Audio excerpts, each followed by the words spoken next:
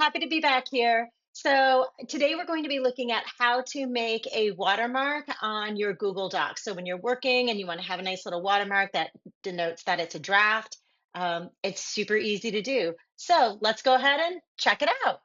All right, getting started is really easy. So here we have a Google Doc.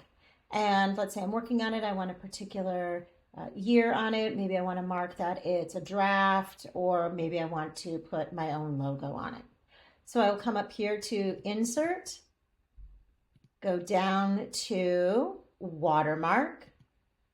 And this is really cool. So I can use an image. So if I select here, just like you normally see, you can upload, use a webcam, all of these items. You can do Google image search, Drive. I'm going to use text, so I'm going to come over here. I'm going to insert the text that I would like to have.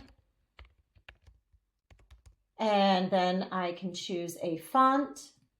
I can choose the size. I can make it larger or smaller. I can choose the color, the transparency of it. Let's say I don't want it diagonal, but maybe I want it horizontal. I can have the placement of it behind or in front.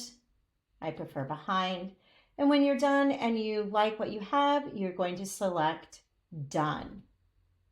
Just like that, you have a watermark. Super easy. Hope this was helpful, and I'll see you next time. Told you it was super easy. So if you like that and you want more quick and easy tips, be sure to follow me, click like and subscribe, and I'll see you next time.